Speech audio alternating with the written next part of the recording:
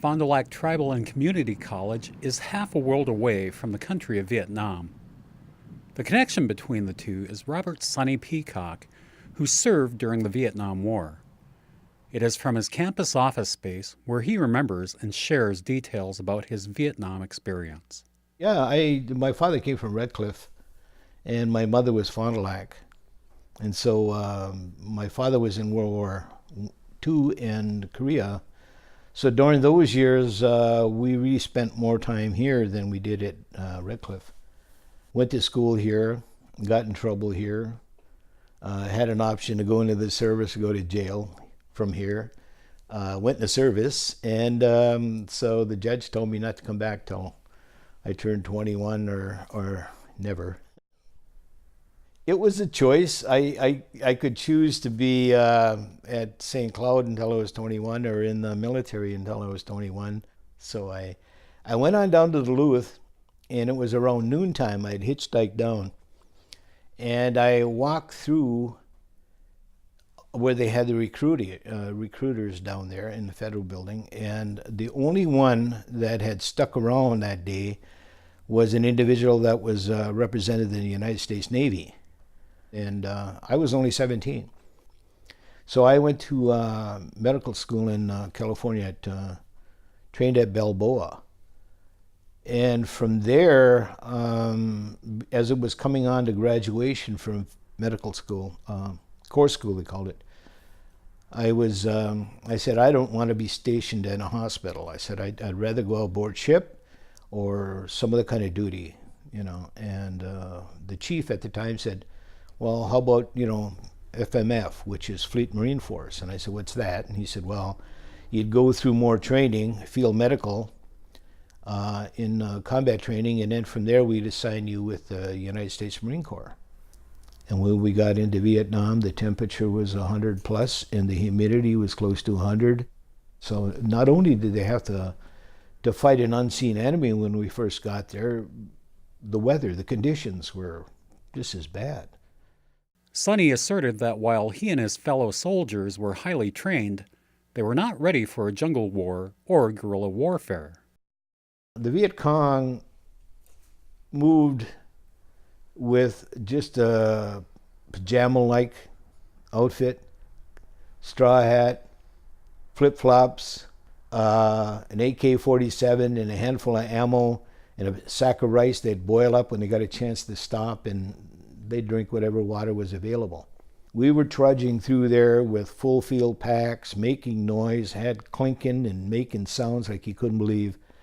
And it was like you could hear us coming.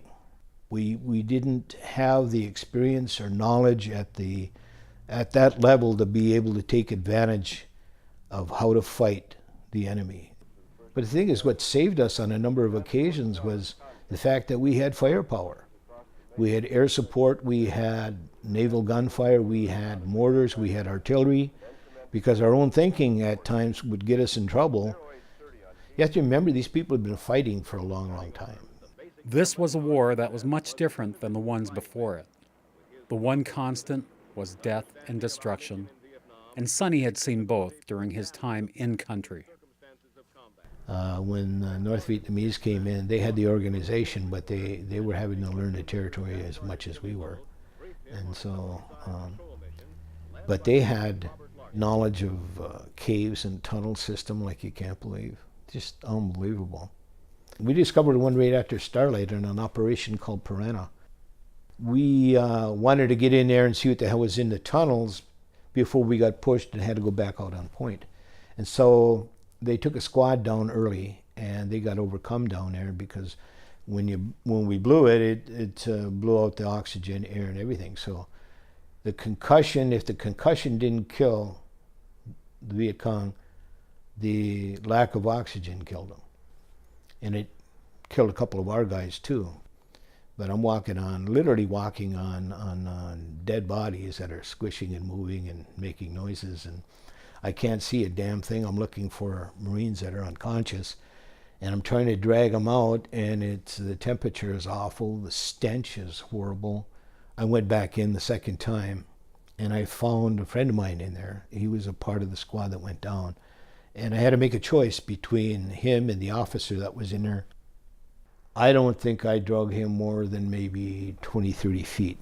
And then I started to go out. The individual I pulled out, or tried to, first one was fine. The second one ultimately had so much brain damage that he never recovered. The officer I left there was dead there. You know, he was pronounced when they got him back to the ship. I'm still claustrophobic because of that experience. These experiences have shaped Sonny's opinions about the war, and he questions if the ends justify the means, especially when he can draw a parallel between what happened in Vietnam and the United States treatment of Native Americans. We were headquartered out of a beat-up old French house, sort of a village or something, with the roof was half gone. It was all, and it was raining. It had been raining and raining and raining.